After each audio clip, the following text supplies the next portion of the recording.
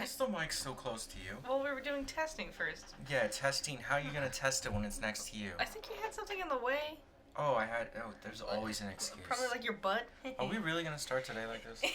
Start today. It's 6 in the afternoon. That's the afternoon? The sun's setting. It's evening. Well, yeah, it's afternoon. Noon was like a couple hours ago. Then what is evening? And evening is an element of afternoon. Because you have to get past noon to get to evening. See? It's under the umbrella of afternoon. This is dumb. Hey! Hey! If you like this content, please subscribe, You can leave a comment. like it. We're also on Anchor. We're on Anchor. Both of our podcasts are on Anchor. So if you're on the go and you want to listen instead of having to watch YouTube, you can find us there. It also works on Spotify as well. Yep, thank you. Thanks. It's coffee break! If you hear a weird noise in the background, it's Critter's goddamn chair. It's getting worse. I wonder why. I should get a new one. Honestly. This one's so old. Don't you have like your own YouTube channel that you can use to get a new chair? But here's the thing. Like, it works still. I'm like that type of person where it's like, I can't justify getting rid of these shoes. They work still, even though there's like holes in them and like the sole is torn out. It's That's like, not an excuse. But No. it functions. This is as annoying as the opening clip. I can sit. You're making bullshit excuses But again. it holds me up. It just creaks sometimes. If I... Then invest in WD-40 or something like that, okay? It's so annoying. We also have the air running. Yeah. But it's really hot up here. It is. It's getting hotter, guys. Welcome to Seasons. See, they change. If I seem deadpan today, it's 'cause I am. It's one of those days. It's a I- hot, lazy days. I had such a long week that, you know what I remembered yesterday? What did you remember? I never uploaded the new episode, last week's episode, to Anchor. Oh, dip. That's, So, whoopsie. When poopsie. you guys on Anchor or Spotify and iTunes, Something like we're that? on a lot of weird platforms that I did not sign up for. I don't know. I did Spotify, iTunes. I did those, and Anchor, of course. Yeah. That's how I did that. But Mhm. if you guys are listening and you're wondering why there's a missing week, Oops. it's because I screwed that up. I am so sorry. I'm drinking it because it's past 5. It is evening. Okay. Now. We're not having coffee. We're drinking.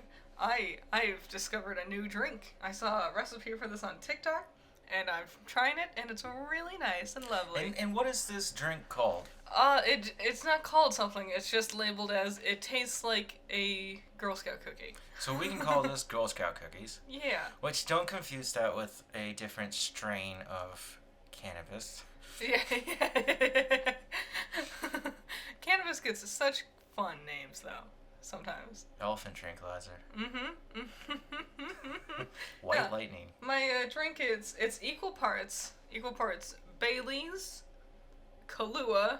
We didn't get actual Kahlua. We We got. didn't get actual Baileys. Yeah, we did. Oh no, we didn't. No. We didn't get anything we were actually supposed to do.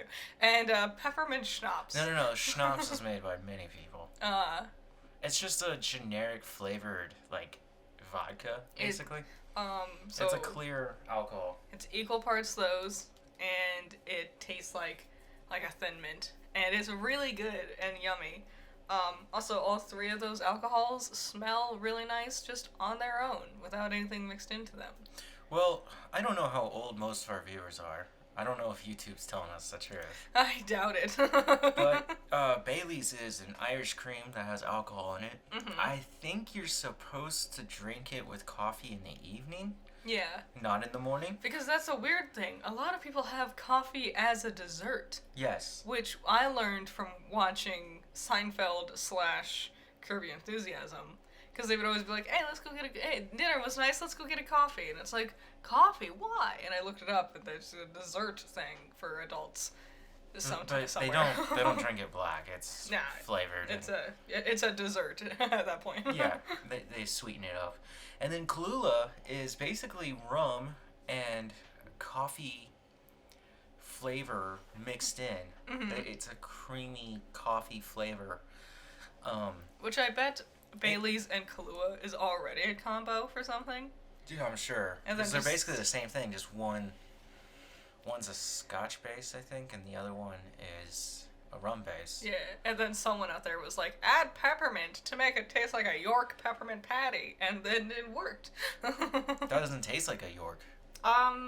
It doesn't. But Also, Three Musketeers is better, so if you can find... you bring up those York patties, get out of here. I love the York peppermint patties. No one does. I think they're really good. No one. I'm no one. I am Mr. Nobody. The best of the Doom Patrol's villains. The one forgotten. Isn't that the irony of it, huh? Yeah. No, it really does have the basic flavors of a Thin Mint. It does, yeah. I was gonna say of Girl Scout cookies, but I was like, no, there's different kinds. Yeah, like those little mints you get at fancier restaurants or at hotels. Mm-hmm. It's a lot like that. Though be warned, if you're interested, it can get pricey. Yes. We got like this and like mashed potatoes for dinner, and the bill ended up being like $60. So it's gonna be a pricey drink, but it's also one you take your time with. Like I don't know if I could have a second one of these. I've been sipping this one for like an hour or two by now. And you let it get warm? Well, everything was already warm. Only the Bailey's was in the fridge. I need to get you ice. I hate ice. What the fuck? It's because Who the fuck says that? I don't like. I like chewing on ice. That's the thing. Okay, so you like shaved ice. Well, kinda. You can get like a chunk of ice and chew on it if you want. Listen. Where is this going? I just don't like ice in my drinks. This is how we're gonna start. Oh my god. I don't like ice in my drinks. It waters down the drink. It gets in the way of drinking. It makes it too cold. I don't like it when things are That's too cold. the point of it. But I don't like cold things. You can use ice to slow a person down from drinking too fast. True. Or a straw. That can also work sometimes. Give him a paper straw. That's really fun. And it's also to cool down things. Well, I don't like it when it's cold. Like, I drink water room temperature. Like, most beverages, especially, I enjoy at room temperature. I don't like cold foods much, either. Other than, like, ice cream. I can't think of anything other than ice cream that's cold that I enjoy. I've just never liked them. I got the ice chewing thing from my grandpa. I also learned to eat shrimp tails from grandpa. Okay, I eat shrimp tails too, but I just like devouring meat. Well, it's like, it's a nice, weird, like, crunchy thing to make you savor the last bit of the flavor, you know? Yeah. Especially when you fuck up, like, trying to rip the bit of meat out of the tail, so you see just this chunk of shrimp meat in there. Mm-hmm. You just eat the tail. And my parents would always get mad. They're like, you gotta choke. And I'm like, no, I'm chewing it for, like, 2 minutes. Oh, yeah. Especially if it's been deep fried. Mmm. Oh, Any sort of deep fry technique. That stuff is delicious. But sometimes what they do is they hold the tail, they batter the meat, right, the body, Yeah. and then they dip that in while they hold it. And then leave the tail They're wearing gloves or uncovered. tongs. Yeah. But, I mean, you're so close to the oil, it starts to fry it. We should go to Red Lobster at some point in time. Oh, you want to go to sushi? Well, I would love to go to sushi, too. Here's the We thing. brought this up last Well, episode. here's the thing. Sushi would be fantastic, but way more expensive than Red Lobster. It took me a long time to realize Red Lobster is, like, not fine dining. My parents always... That's what my parents always told me. Yeah. That's why I've never been. That's... Really? Yeah. You've never been to Red Lobster? Yeah. Oh, we're definitely going to Red Lobster now. But no, they're always like, it's so expensive. And it's not really. It's essentially a fast food joint. But it's fast dining, you know, fast casual. Okay, it's casual dining, but It is. yes. It's not... Which is dying in America. And I'm kind of glad. Yeah, because that's always like, what kind of quality are we getting? If you live in America, you got a lot of food options here. Mhm. And they're all pretty much owned by the same company. They're just doing different cuisines. True. God, what is the one? Not Chili's. Red Robin. Mm-hmm. Gourmet burgers. Now selling pizza. Everyone's attempting pizza. They used to have bottomless fries. Now they just give you like 5 fries at a time. Yeah, they can't do. And there's steak fries. Yeah, they can't do bottomless anymore because people would exploit it. Like Olive Garden, also technically does endless soup, salad, and breadsticks. But they really make sure you get a lot of breadsticks so you fill up on those carbs first, and then they give you some soup, and salad is cheap, so they'll give you plenty of salad, but yeah, I can't imagine Olive Garden keeping that trend up for much longer. No, but Red Robin, I remember as a kid they used to have really good burgers. Like that. That is a tasty burger. That is a tasty burger. Don't judge me on the voice. I don't want to go fully there. But I love Samuel L. Jackson. Yeah, no, great performance. Great movie. Just in general. A fun movie. Not great. Not good. Man, I was going to say something messed up, but never mind. It's fun. I was going to say I like that second storyline a lot better. It's Tarantino, right? You know the really messed up one? It's Tarantino, right? Yeah. Yeah. I like a lot of Tarantino's films. Like, True Romance, which he wrote, which we were talking about earlier this week. Yeah. Fantastic movie. Mm-hmm. Super good. A lot of fun. Back on Red Robin. Yeah, I was like, why did you take my conversation and run away with it? Because I had a thought. I've been drinking. I found out that the peppermint schnapps in my drink is 90%. So that's why I've especially been taking my time with this. Okay, anyone at home who is allowed to be drinking, I guess over 21, depending on which country you live. every single liqueur that you put into that drink had an alcohol content. Yes. The peppermint, I didn't see the alcohol content for the Baileys or the Kahlua knockoffs. They're around 15. Yeah, they're around. But the thing was, I couldn't miss the peppermint one because it was in bold letters on the front label and on like that tag around the neck of the bottle. And I was like, oh, that's important to know. Yes. I only went to Red Robin once growing up, was the end of my thing. I don't remember the food at all. I just remember the stuff on the walls. Yeah, they have a lot of movie memorabilia. Oh, wait, no. We went one other time. It was prom night for our sophomore year of prom, and it was the best. It was me and my sisters, and everyone, because we have our prom dresses, we're like nervous about spilling on our food because we went before we went to the dance. So everyone's leaning forward over the tables so much to make sure none of the food gets anywhere near them, except for Allison, who she had ribs too, like barbecue ribs, and I guess she just didn't even consider it. And she was leaning back and eating the ribs like a whole, and she had a white dress too and everything, and she didn't spill a single drop on herself. And everyone's like, "How, Allison? That was dangerous." And she's like, "I didn't even think about it. I just wanted food." Wow, good for her. Yeah. Okay, are you ready to actually talk about what we're here to talk about? Yes. We're going to start up with something. This is an older film, classic. I'm so ready. A lot of people have strong opinions. I'm a fan of the lead actor. I really like this guy. Yeah, it's highly regarded, and As one of his best, too. I looked up the numbers, and it was like 15 million to make the movie, and it made over 300 million. Yeah. Almost 400 million. And what year was this? This is in the 80s. It's like 85? 87, something like that. Yeah, I don't so it's remember. a classic 80s film. Yeah. Amazing soundtrack. 2 massively popular hit songs came because of this movie. They were made for the movie. Yep. And, obviously, it's about Top Gun. It's Top Gun. And it was awful. Yeah. Before you guys run away, because you go, oh my god, I don't want to hear about Top Gun. Oh, these hipsters. No.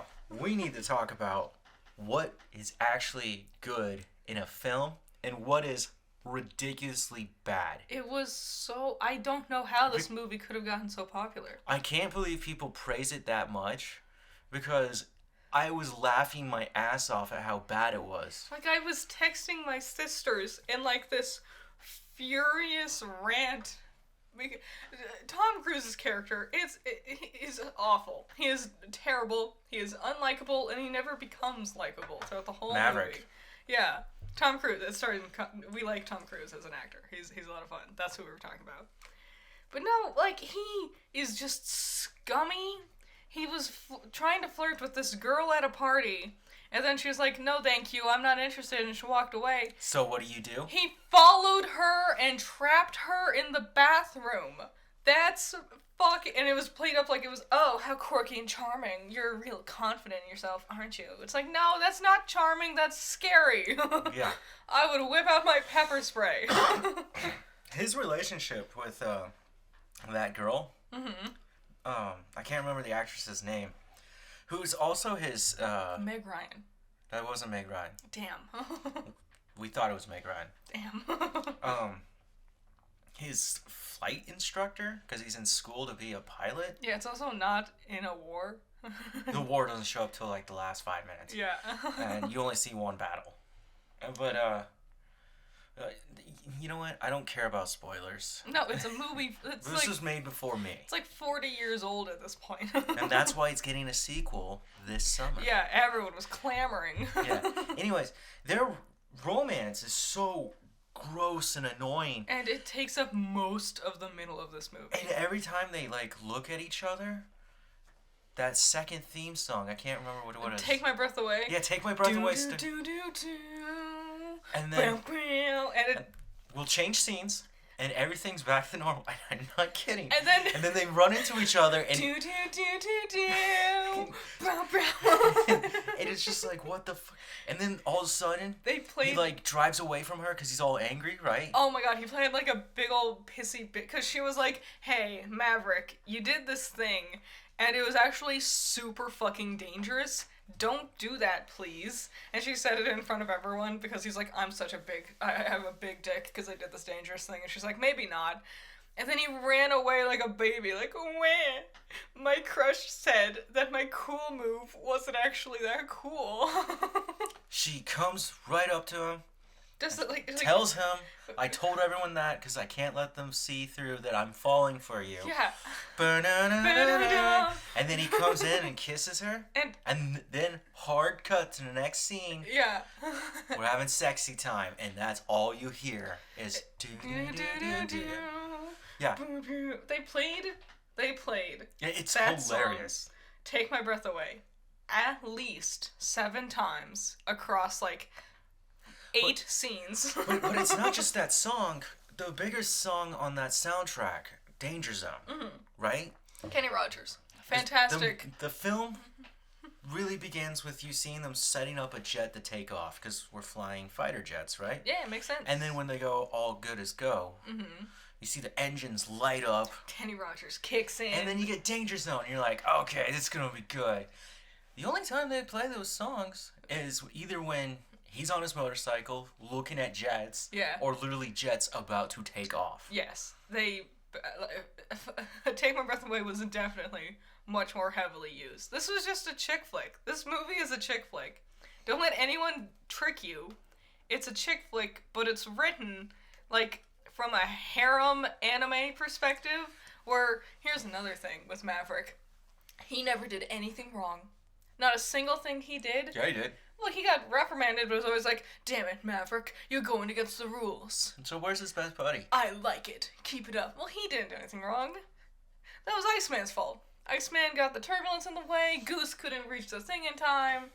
Maverick did nothing wrong in that situation. Yeah.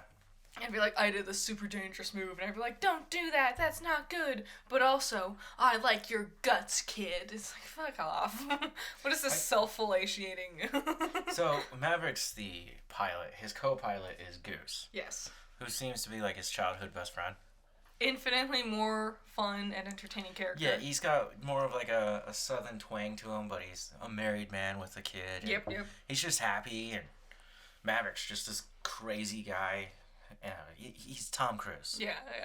There's a weird running gag across multiple scenes of Maverick and Goose singing, but very poorly. Yes. Which was a confusing decision to go with. So, we get this cool scene where they're actually not flying or at school. Mm-hmm. They're just hanging out in a diner, and Goose is playing the piano. His kid's up on the piano because he's like a toddler. Mm-hmm. And then Tom comes over. Everyone's drinking. They're all singing along. They're all having a grand old time.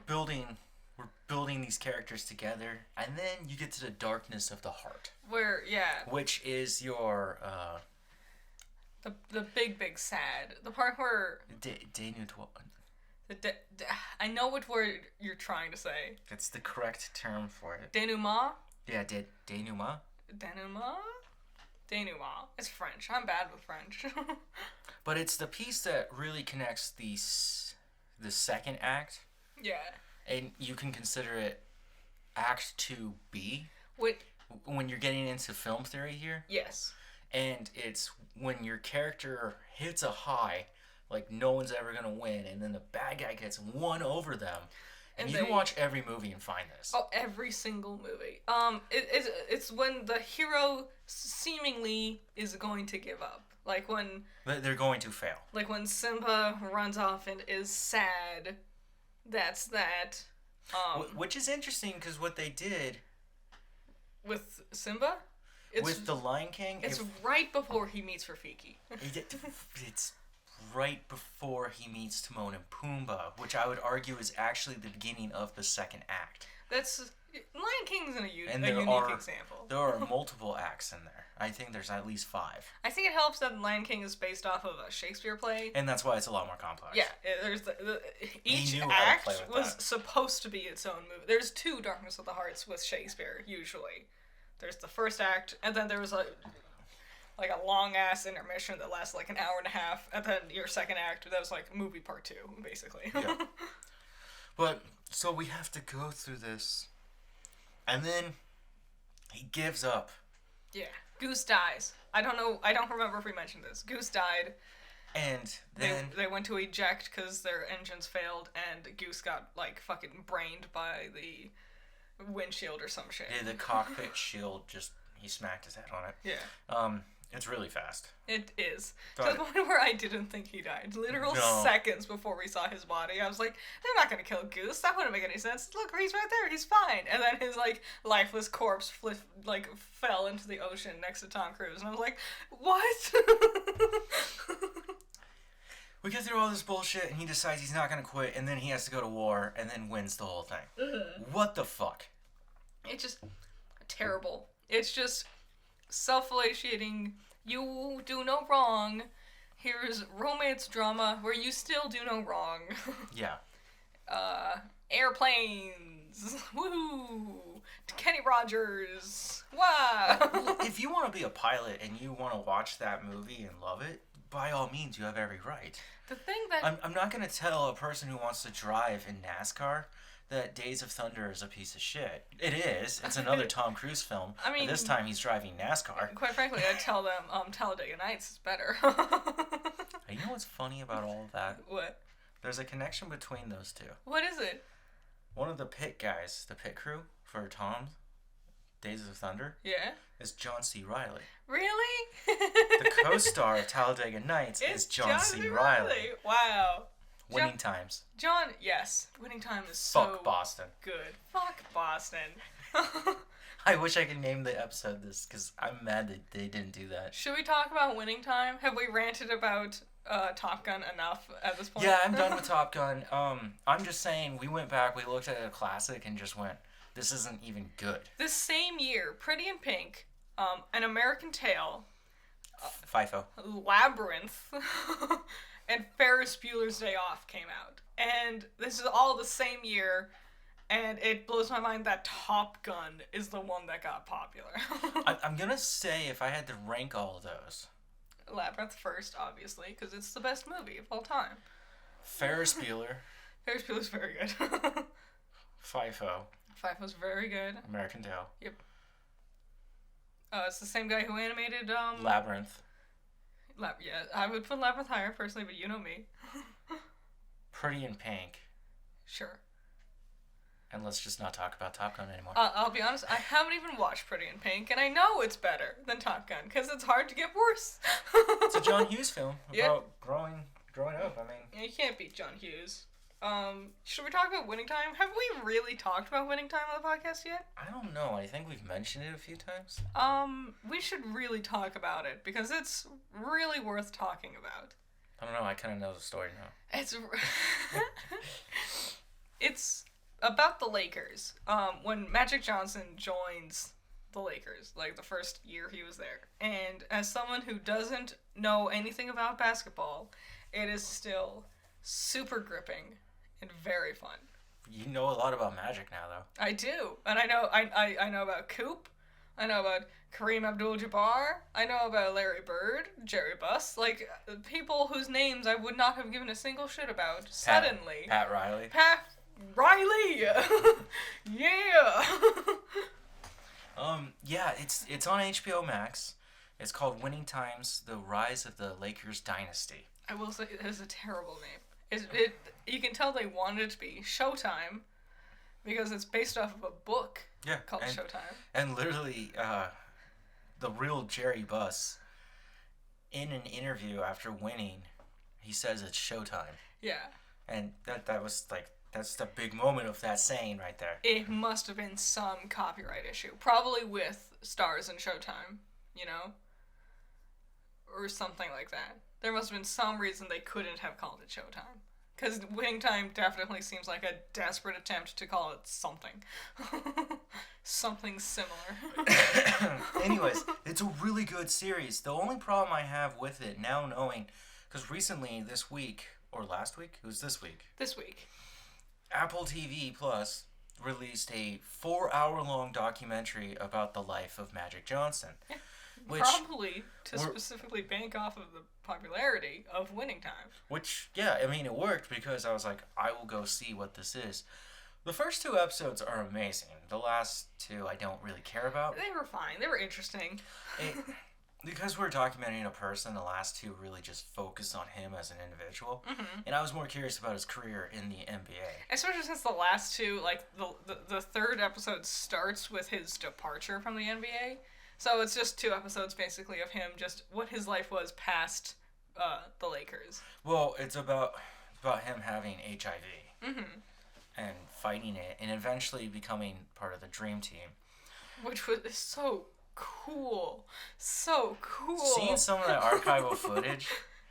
Do you see the players, their opponents just giving up? They're not even jumping up with them as they're about to slam. Like, some of them are trying, but they're like 3 feet shorter. Yeah. Jordan was all over them. This is something I love. Now that we're in this day and age of film and technology and photography that was readily available to everyone, things like this can use a lot more archival footage and photographs because it was just so readily available to everybody. So there was just a ton of stuff to see. Like, real pictures of Magic and real games of Magic and everybody else at that point in time where... Like, before, like, especially pre-70s, it was not that common to find real archival footage of this stuff. Mm-hmm. So documentaries are awesome. Well, the cool thing is, when looking at those old archival footage and photographs, right? Mm-hmm. We get to see the people at that time. Mm-hmm. This is a very interesting concept that's relatively new to civilization. Is that we can actually look back at time and see that their emotions. We can see their colors. Yes. We can see the environment they're in. Yeah, that's really great. It's not in black and white either. It's in color. Yeah, and by doing that, the creators of Winning Time did a great job at casting. It is stupidly good. Oh my god, every casting choice. Like, at first I was like, that's interesting, but now after watching this documentary and seeing what the real people look like, I'm like, no, that's perfect. Everyone looks perfect. Like, I wonder if some of these people, like, Paul Westhead and Pat Riley and Magic Johnson and Kareem, I wonder if, like, these people who lived it are watching the show now and being like, whoa, that guy looks a lot like me. Yeah. So, if you like basketball, if you don't like basketball, we don't like basketball. No, I don't give a fuck, honestly. But I did watch The Last Dance during the pandemic with Michael Jordan. Nice. That was his. Cool. And I loved it. So, in a weird way, I'm fascinated about the legacy players of basketball. Mm-hmm. Like, I can't really play it that well. I don't shoot or jump at all. Like, I don't know anything about basketball, but even I knew Kareem Abdul-Jabbar is his name. Yeah. So yeah, it's cool. It's fun. It's smart because it's not just because when you think of this, you think of like every single sport movie you all had to watch in high school. You know? Yeah, Rudy. What was the one I watched? The one I watched was for hockey, and it was still good. Goon? Maybe. I don't think so. I don't know. Obviously, it was Mighty Ducks. It might have been, but no, it wasn't. I don't. No, anyway, it's not like that. There's a lot of. It's not just the players playing games. There's a lot of the behind the scenes stuff. They don't even start their season until like episode 4, I think. In Winning Time. Oh, the Sorry. first 2 episodes are really boring, but basically we're setting up what is going to happen. Yeah, we're setting up a lot of Jerry, Dr. Buss, in those first 2 episodes. The guy who owns the Lakers. It's him almost more on the business side. Mm-hmm. And then finally they go to training camp, and then that's when you start to see everybody really play. Training camp really kicked off. But you needed those first 2 episodes to set them up. Yes, you couldn't just start there. It's the same people who did Succession, right? Yes. Which, if you know Succession, you know it's a fucking high quality show. Now you're gonna praise I can recognize the fact that it's very high quality, very well written. Yeah? It's not for me. I don't enjoy it. I don't have a lot of fun with it. I'm glad I got to watch it by myself. Well, I'm happy for you. I got to watch things that I liked by myself. If you're missing out on Lakers, go check it out. I mean, seriously, you gotta give yourself till episode 3. Mm-hmm. You're gonna enjoy it. There's phenomenal talents in there. Like every actor, I expect every single one of these actors. A lot of them are no names too, especially the guys being the players. The crazy part to me is the kid who's playing Magic. Yeah. He's only done like 2 other things, and they're small. And he's so good. He's got the super smile good. down. He's gonna become one of the next big names in the industry. A lot of them will be. I'm willing to bet. So yeah, you deserve it yourself. Check it out. It's worth it. It's very smart. It's super cool. I'm loving it. And I think we were watching this show, Barry, on HBO. Yes. Which is returning tonight for Finally. season 3 premiere. Finally. But last time we saw this show, we had a different podcast, which I left on YouTube. You can watch it if you want. I don't know how that's going to work out for you. Yeah. It's rough. It's rougher than this one. It's bad, I'll be honest. This one, I'm fine with how crazy it gets. But, what was it, Garbage Eggs? Yeah, Garbage Eggs and, Garbage Eggs is what it was called. Was Garbage Eggs even happening at the time? When Barry came out? Barry came out... Yeah, but we wouldn't have talked about it. The season 2 of Barry happened in 2019. 2019, yes. It's been years. And it stars Bill Hader as an assassin. Who's won 2 Emmys for Best Actor? For this show. For playing Barry? Yeah. It's really, really, really, really good, but they were stuck in developmental hell because of the pandemic. Mm-hmm. So now it's finally coming back for its 3rd season. I'm excited. One of my favorite things is basically how simple this story is. Mm-hmm. But, I mean, the elevator pitch for this story is this. Hitman wants to become an actor. And that's it. And it's really good. And it's super smart because a lot of emotional moments are in it, especially when he's with his actor friends. It's very funny too. But Well, yeah, like they'll push him, and he has PTSD from war. yeah, because he's a veteran from war. One of my favorite moments in the whole show is season 1. They're talking about Shakespeare. It's Macbeth, and they bring up the idea of killing somebody, and they're like, no, obviously this character is evil in their play. Like, obviously this character is just evil and heartless because you don't kill somebody unless you're an evil, heartless person. And Barry, not from only the perspective of an assassin, but from the perspective of a veteran, is like, well, I've killed people. Am I an evil, heartless person? And it's smart. And it's creative. That scene that you're talking about, there's so much power because everyone's passionate about, like, no, they're evil. And then when he comes forth and he goes, I did what I had to do in the war. Am I evil? And they all have a change of heart. And they're like, no, you're one of us. You're not evil. And it's interesting because that does happen in reality. Yeah. You'd be like, these people are evil, and then all of a sudden it's like, well, they had a reason to do that. Yeah, it's like suddenly it's like, well, the world is never so black and white. Yeah. So it's fun. It's really, really, really, really good.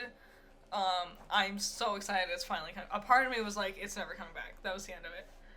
And so the fact that it's finally coming back, hell yes. I always knew it was coming back. I was doubtful. I was worried. I think there's 2 more seasons and that's it. Yeah, I think season 4 will be the end. Yep. But also, Bill Hader's getting old. Yes. Sorry, Bill. Love you, but. If you guys haven't seen it yet, check that one. I highly recommend it. It's very decorated. If you watch which nobody has, it has like one of the least amount of views of any of my videos. But if you've watched my top 10 best shows of 2019, it was my number 1 pick. Barry season 2. Yeah, because it might be one of the greatest episodes I've ever seen is in that season. Ronnie and Lily. Oh my! And it won an Emmy for best episode. That is one of the funniest. The whole episode is so hilarious and it's so smart. When it ended, I was like, that was the best movie I've ever seen. Do you know? We watched it twice. Like we watched it and then the next day we watched it again. Because it was so good. It was like really good. Oh my god. That phenomenal. And then, so we talk a lot of crap about Top Gun, even though it's an older film. It's not. It's out of touch. Yes. Even for today's standards. Yes. There's some questionable moments in there. It's all about Tom, really. Yeah. And then we talk about these great television shows. Yeah. Of modern times, right? Yes. And I think it's okay for us to bash and praise things today, unlike I'm saying we're really too hard on Top Gun. And I'm really beating around the bush because I just want to talk about how fucking dumb MoonKnight is. Oh my god. I am here to slaughter it. That episode, it was so bad. It's so boring. This is how I'm going to start my argument. Do you know why there's 6 episodes only for this season? Why? Because Disney doesn't even have faith in this fucking trash. It's just aimless. It's bland. None of the characters are likable. I fucking hate his bitch. Whatever the fuck her name is. The fucking, thirsty cunt who's like, oh my god, Steven, you're so hot. Because you're basically nice. Not even, extraordinarily nice. He's just basic human decent. And then she's like, Steven is so hot. And then she's like, oh, but I'm married to Mark. And bleh. And she's just annoying. And so much of this episode was just her. I enjoyed the mummy priests, which... I didn't because it looked like bad CG. but here's my big issue with this episode. It was Tomb Raider meets the 1998 Mummy. Yeah. With Brendan Fraser. Sure. I mean, come on. Two things that I love. You love Tomb Raider? Tomb Raider's fun. I've never seen you play a Tomb Raider.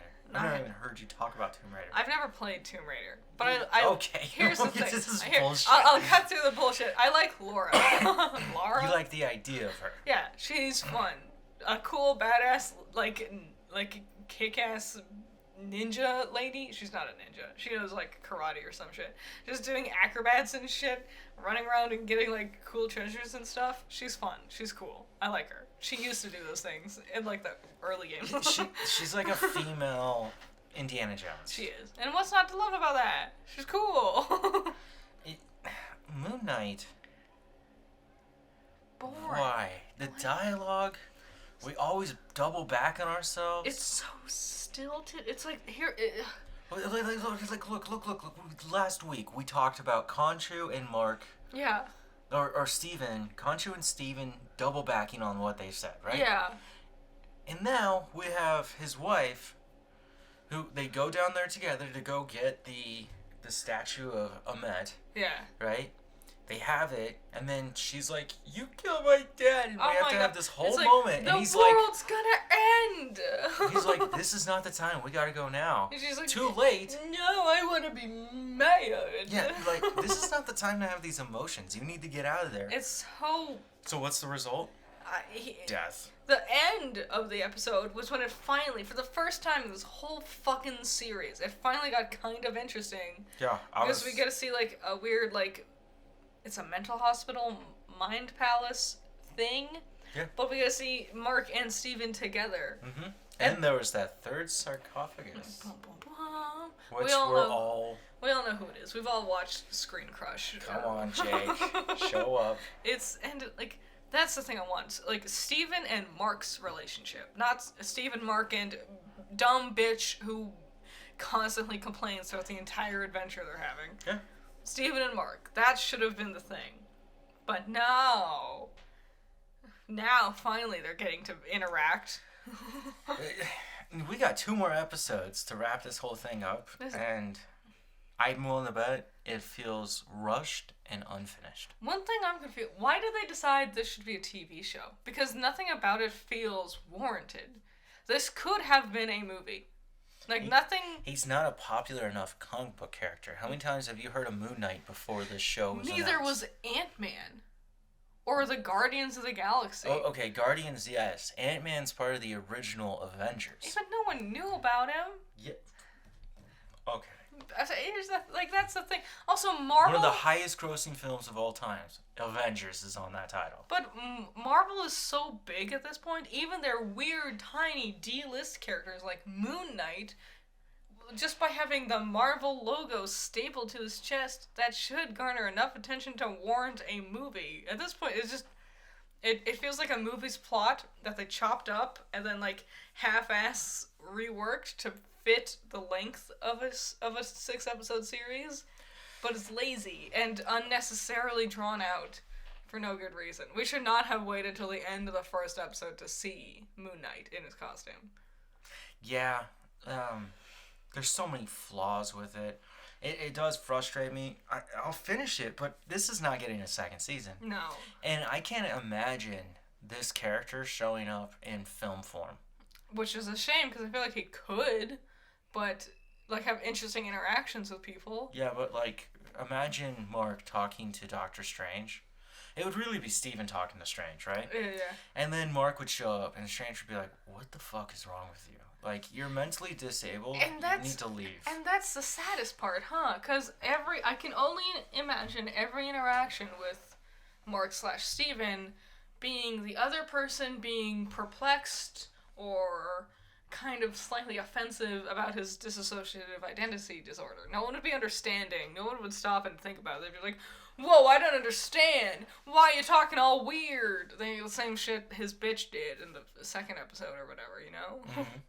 Stop acting like that. Please. Like, guys, does none of you have compassion? Yeah, whatever. Just want to put out my statement. I think this one is worse than Loki. This might be the worst one so far. And, you know, I know a lot of people hate Falcon and Winter Soldier. I actually enjoyed it.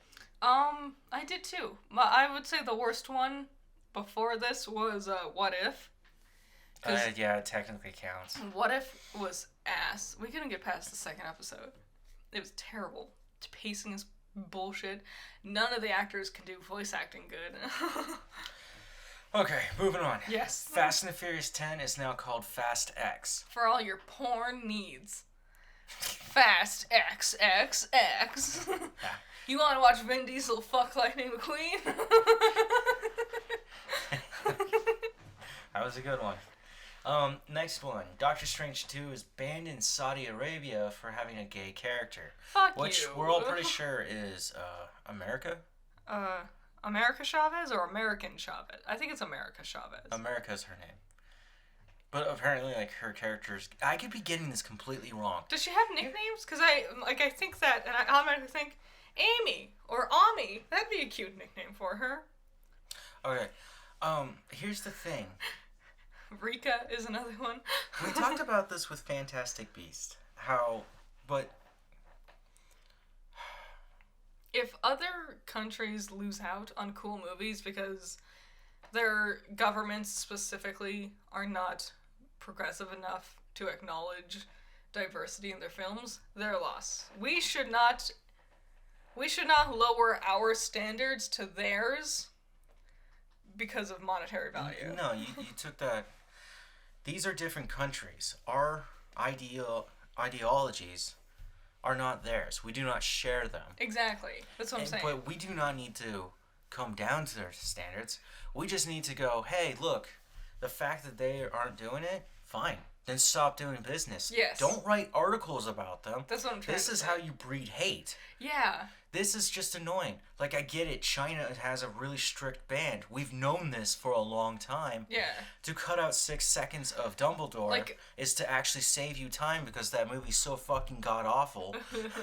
Honestly, if we sat here and went, boo, how dare Saudi Arabia not have this movie because of a gay character, what does our words do in Saudi Arabia? I bet they love Top Gun. Like, they're not gonna care about what another country is doing on the other side of the world. Obviously, that's up for them. If it's relevant to you. My issue was the fact that it was in the news. I was like, I could care less. Like, yeah, and also, like, it's not gonna be in Saudi Arabia. It's like, okay, I was definitely curious how Doctor Strange was gonna do in Saudi Arabia. Doesn't matter. The movie makes its money back. It's part of the MCU, and they got fucking Professor X. Exactly. We're fine. We're fine. People are coming out of the woodworks. Pieces like this is just to be like, look, Saudi Arabia, be mad at them, and it's like, they're not gonna care if a bunch of angry Americans exist. You know what I'm amazed they haven't done for marketing? Is put on the posters from the director of Spider-Man. Yeah, that is really weird.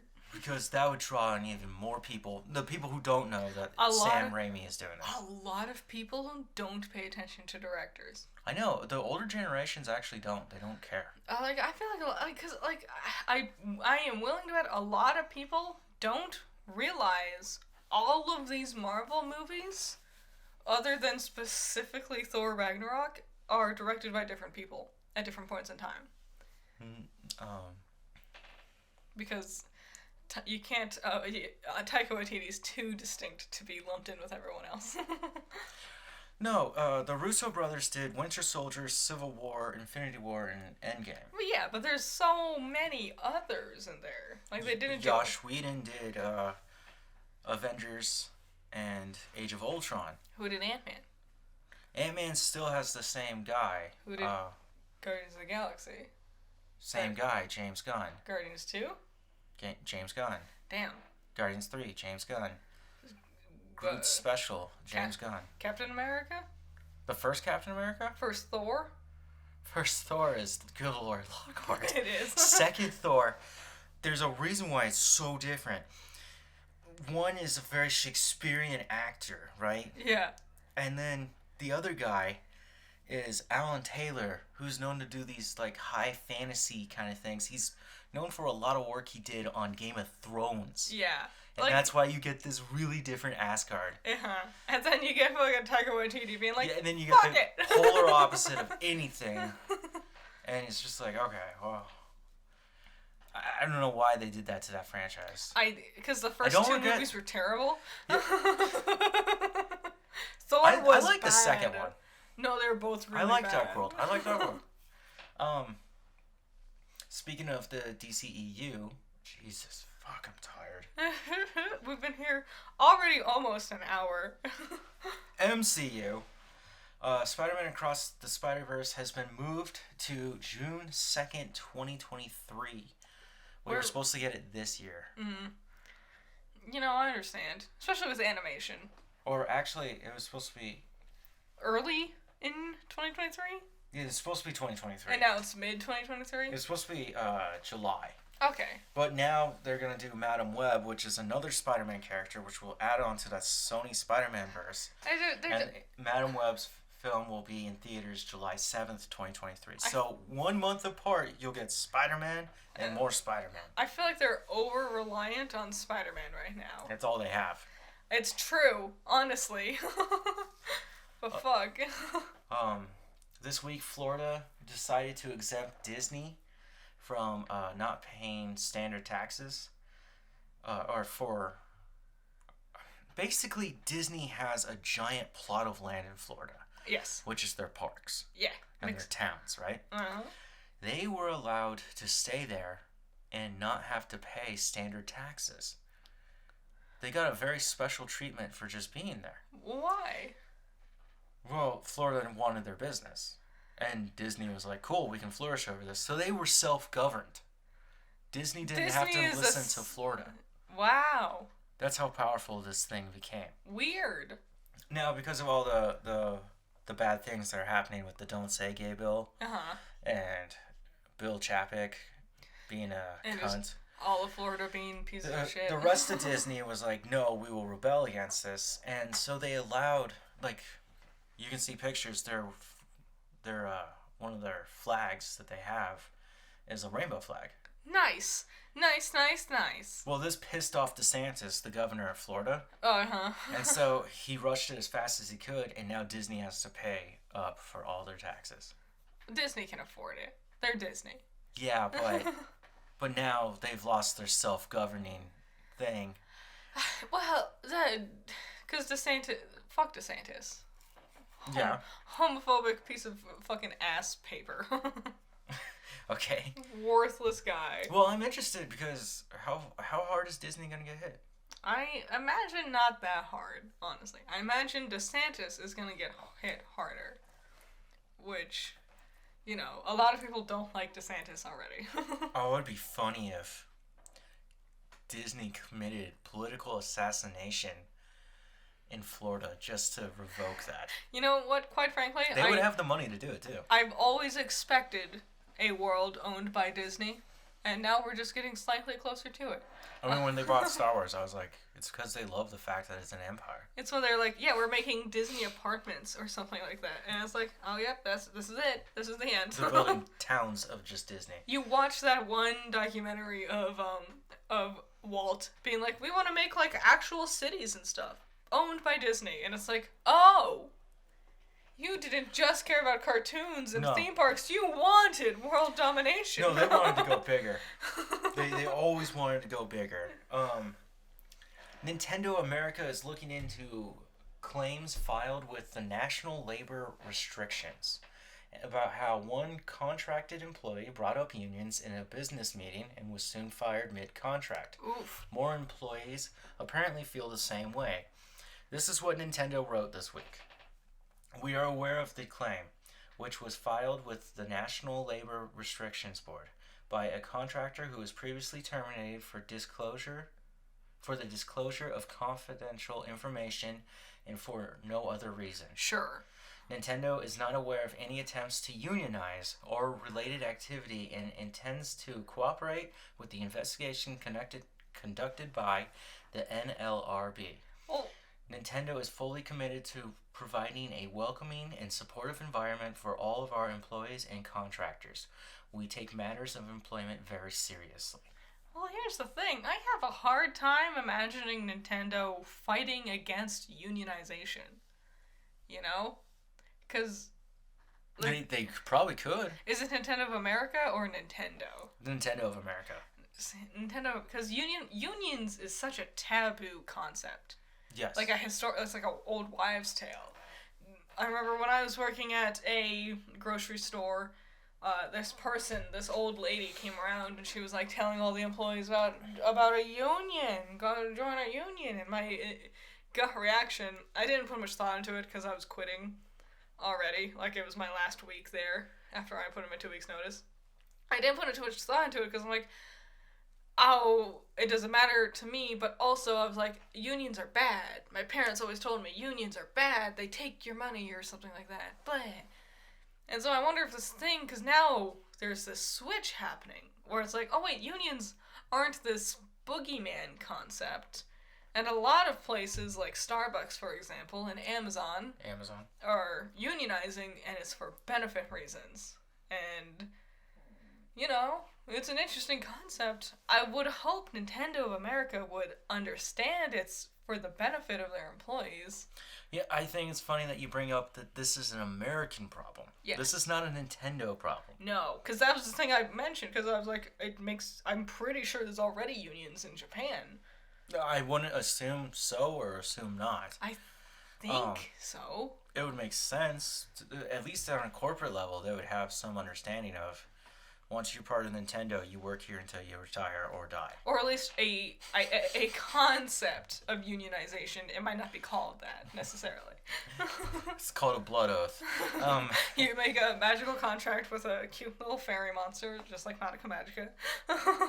Why would you do that? What do you mean? Mario comes out, and if you unaccept it, he uppercuts you for all the coins of your life. Yep. We got Mario Party, by the way. Fuck that game. We've played 3 different maps. Oh my god. Neither of us have won yet, and the computers weren't even. Like, one of them was on hard for one map, and we still have not won anything. I almost won that one too. I know, I was second. I thought for sure, but Peach, that bitch, that whore. I collected over 300 motherfucking coins. How? And the bonus stars they give out, because if they gave out the bonus star for most coins, you would have won. I would have won, yeah. I would have walked away. But instead, they were like, who landed on a Bowser space the most? It's like, Yoshi, because he's the only one. He landed on one once. This is a bullshit star. Yeah. Anyway, long story short, Mario Party is not as easy as I remember it being. Yeah. Next up. The Netflix thing? Yeah. You want me to read this part? Since you read the Nintendo chunk, I can read this Netflix chunk. Yeah, but I kind of wrote it with me in mind. You can go ahead and read it if you want. No, go ahead. Did you leave Netflix streaming service in these past few months? Netflix announced it had lost 200,000 subscribers since the start of 2022. 200,000? Yeah. Since the start. We're only in the 4th month. We haven't even finished the 4th month. Yeah. 200,000 subscribers. What did you guys do wrong? You know what they blame it on? Netflix? You know what they think the problem is? What? They think the problem is people sharing their passwords. Okay. And it's like, no! That's wrong! That would keep people around, if anything. You know, I share passwords with the other subscriptions. Mm-hmm. And, they don't get mad at me. Like, the fact that you can have multiple accounts implies the idea that you would be sharing passwords with some people. Also, what if I do have, you know, like my Roku here at home, and that's where I watch Netflix. But then I got my work computer, where it's at work, Mm-hmm. and I watch Netflix on my time off. Yeah, like because you listen to I don't actually do my job. documentaries. Yeah. When I talk about unionizing. And I have Netflix on my phone. Yeah. I have Netflix on my phone, and I watch it at night if you're watching something I don't care about. Yeah, and Like, that's such a baby. Like, no, it's because you're sharing passwords. That's the problem. yeah, I'm fucking paying you for a service. If I can't share this service with my friends, Mm-hmm. then what's the point? Or even across my other fucking... Platforms, yeah. Exactly. This would be like if a baker was like, you're splitting this cake amongst other people. It's like, yeah, it's a whole cake, and I'm only one person. Yeah, you're sharing your baker's dozens of donuts? Yeah. Or bagels? Jesus.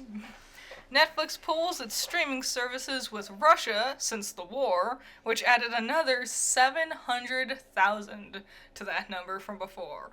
They estimate they will lose another 2 million before June of 2022. So, you know, kind of a lot. Company's market value dropped by 50 billion, which is 35%. Okay. Those are a lot of big numbers. Some of these numbers that I was finding, I was like, how are we coming up with them? So I get the Russian thing. Like, okay, I agree with them there. Yeah, I understood why they pulled out of Russia. I didn't realize 700,000 people was going to be affected by it, though. And I don't think Netflix understood that either. 700,000 people paying. Yeah. Netflix likes to hear that. They're paying. Paying, yeah. Now, that's a nice thing to do because you're ripping them away from distractions and forcing them to realize what's going on. It is honestly a very fascinating look at current world war tactics. Yeah. Of steal away your entertainment. Like fast food joints and restaurants were leaving Russia, places, things like Netflix and Hulu or whatever the fuck, they were leaving, just stripping you of those fun amenities, Yep. Which is fascinating to me. Now, that's interesting. I will praise them for that. Yeah, I understand why they decided to go with that. Now, this next point. They estimate they will lose another 2 million. 2 million. Now, earlier we were fiddle fucking around. Yeah, we jumped from the 200,000s to multiple millions real quick. 200,000, 700,000, 2 million. Yeah. You're rising up exponentially. What is happening here? Can someone at Netflix not do math? Well, when you start playing with calculus, which I'm assuming if they were good, right? Mm-hmm. You start to account for numbers that aren't there and what are there. And then you start to see the trends and you start getting these graphs that start either going up or down. And if you put it in, whatever is being put in, right? Yeah. It could look like a wave. But it feels like they... What this is looking like is just a massive drop. Well, it feels like they counted that 700 million that they took from Russia and included it into their, graph. Even though that is a non-negotiable concept. Like you're not going to lose another 700 million from Russia because you've taken it all. The 200,000 was the real baseline, but they added that 700,000 to it, and that makes like a million, and then they think it's going to multiply, which implies that their numbers have been duplicating on a regular basis by this point, if they think this will double by June. And again, we're at the end of April here, which is May, June. Yeah. You're saying in 6 weeks, you're going to lose 2 million subscribers? That's so much. Either someone is panicking way too much, or they did something that they know is not okay. I think, from a consumer standpoint, my perspective of Netflix is they just have nothing new. Like, we have all streaming services, for the most part. Hulu, YouTube, if you count that. I don't have Stars. No, we have, Or Peacock. Nah, we have Discovery. Paramount Plus. We have Disney. We have, we have some of them. Shudder. We have a handful of them, yeah. And the thing is, I'm naming the ones I don't have. we would have, there's things to check. There's new things coming out on all these things. HBO is the only one that's really worth it, in my opinion. But Netflix, we would. I think they could tell. Netflix never had anything new come out, and if it did, it just. Dude, they had the greatest cooking show ever. Is it Cake with Mikey Day looking bored as shit? I think that's Netflix. I use Netflix regularly only because Legend of Korra and Ever After High is on Netflix. And You've ruined my account. And those are the only two shows I go for, and I only go to capture footage. And I only use Ever After High for its specials, not its regular episodes, which I can find on YouTube. I watch 1 or 2 things a month at most on Netflix, and it's just old things I already know I like. I still can't get passed around. Where is this logic of 2 million? I would love to see these graphs. Mm-hmm. Who came up with this number? Who threw this out? Now, all of these numbers are looking bad, so investors are going to definitely be pulling out. Should I read the second paragraph we got? Oh, hold on. Okay. The fact that the company's value dropped by 50 billion. Yeah, 35% drop. So I know we're not talking about subscribers, but when you're just reading these numbers, right? Mm-hmm. Again, 200,000, 700,000. Well, 2 billion. Well, 2 million, 50 billion. Yeah. Which is 35% of the fucking company. Well, have you heard what Netflix has, responded with to these. They were like, well, here's what we're gonna do. We're gonna cancel a bunch of our shit. Okay, well... But more specifically, we're gonna add commercials. And it's like... I didn't write down that commercial thing, because I didn't see anything about it, but I've heard rumors of it. A cheaper option with commercials. And it's like, everyone has already been doing commercials. Okay. If they do commercials, this is the end of the company. Because they have fought tooth and nail to say, we charge you premium prices because we will not give you commercials. Mm-hmm. That's always been their stance. You can go back, you can see them actually say it multiple times. Yeah. We will never have commercials. That's why Netflix is always a little more expensive. Because you're avoiding those commercials. You're avoiding all ads in general. You're paying them directly to pay for the contracts to have the content that they did not create, or to pay for the content that they did actually You're not going to get ads on the sides or at the top bar or anything like that. There was talks. Nothing. I remember in 2012, they were talking about adding banners. And at that point, it was unheard of for a website to not have ads. Like, everyone was installing ad blocker for these things. And Netflix was like, rather than avoid the ad blocker, which will just have people stealing money from us because they're blocking the ads, we're just going to forgo that and just offer you a service that has no ads. So you don't need ad blocker. And then they get more money in the long run. Well, initially, they promised themselves to be the best streaming service that could be. They were at the beginning. They were the ones who began. They killed Blockbuster. You can't deny it. Have you ever seen this thing? It's someone getting mugged, and it's like Hulu and Disney Plus like kicking the person they're mugging, and then you see someone sitting to the side and they sip their tea and they're labeled the Ghost of Blockbuster, and then the Ghost of Blockbuster comes and starts kicking them too.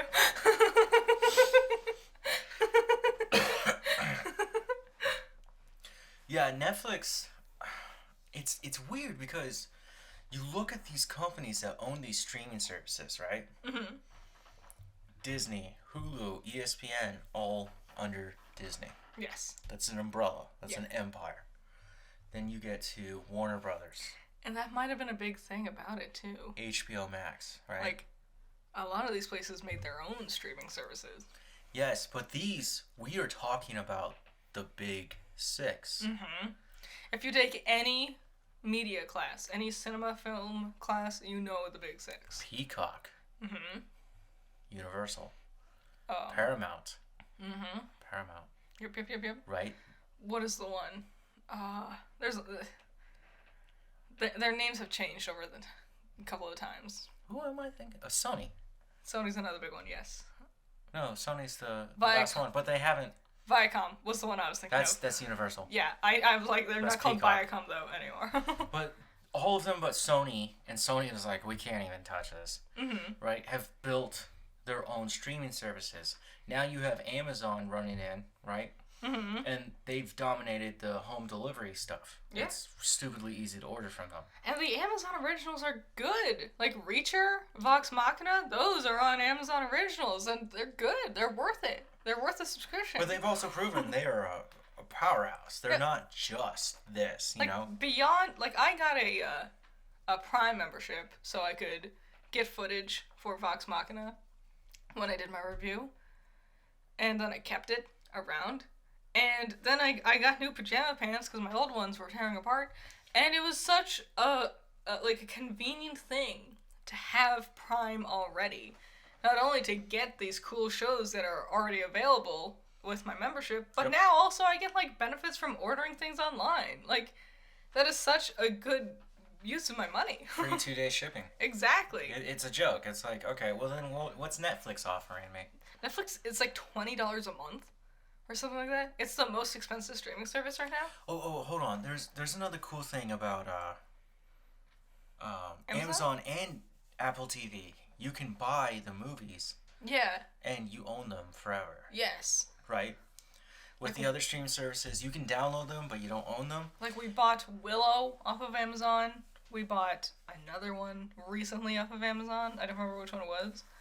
I have Willow on Amazon? Uh-huh. I think we bought... I don't regret it. We bought Return of the King The extended cut. No, I own the Two Towers and Return of the King. We bought one of them, and then like a week later we found it on like Hulu or something like that. On HBO, where it belongs. Yeah, and I was like, motherfucker. Netflix has nothing. They have nothing. It's so expensive for nothing. They're literally going to be the story you tell about the streaming wars and how it began. Mm-hmm. You'll be like, there was once this company. If you know about film history, you can see it almost as RKO Pictures. Yes, that is a surprisingly apt example. They were there before many of the big dogs. It's a fascinating history. But here's the thing: if you don't know about RKO, then who cares? I'm telling you, that's the future of Netflix. Mm-hmm. And RKO put out a lot of great pictures. And it's really it's a shame. It's surprising. Netflix is gonna go the way of the blockbuster. Mm-hmm. Which is the blockbuster went the way of the dodo. Exactly. That's the new, that's going to be it. And, because I remember a lot of Disney, especially, used to be on Netflix. Like, our go-to drunk movie was Hercules. Mm-hmm. And we would watch it on Netflix over and over and over again. And then suddenly, we were drinking and we're like, let's watch Hercules. Hell yeah. And then we go to Netflix and it's not there. And we're like, oh, we'll just go to Disney Plus because it's definitely going to be there. And it was, because Disney took all of its stuff back. And without Disney, Netflix had basically nothing to offer after that. They lost HBO or Warner Brothers. Mm-hmm. They lost Paramount. They lost Universal. Now, they will occasionally get their older archives. Yeah. Right? But they're also having to pay. They have contracts with that. Yeah, like, I wonder how much I wonder how much Netflix is paying Nickelodeon to keep Avatar: The Last Airbender and Legend of Korra on Netflix. Because that's the only place you can find those two shows. It's because they have a little special contract to make Avatar, which... Okay, let's get to this next one. I mean, the last time we talked about the live-action Avatar, we were discussing how the dude they hired to play Sokka was faking the fact he was from a Native American tribe. So, it's not going great. Well, you want to read the next one? Yeah, the next chunk of this paragraph. In response, they have almost completely severed the animation department, firing the head and some of his coworkers. Killed many in-house projects like Bright 2? No! I'm like the only human on the planet who actually liked Bright. I loved Bright. I thought it was good too. I'm upset. I am upsetting spaghetti. Fuck you. God damn it. I liked Bright. I'm upset. They had many animation projects in the works, and they're all axed. Almost all of them. Which I know a lot of people are, like, worrying. Because a lot of people are like, because Sonic just got an animation thing announced. Sonic the Hedgehog. Oh my god. And a lot of people are worrying because also, Disenchantment is supposed to have its 5th season come out. And that's also Netflix. And a lot of people are like, Cuphead. Cuphead just came out and it's supposed to get a season 2. People are freaking the fuck out because, like, don't. Like, because fuck. Hey, you know what they should axe? The Witcher. They axed Bone, which I'm disappointed about because I was really looking forward to it. Bone?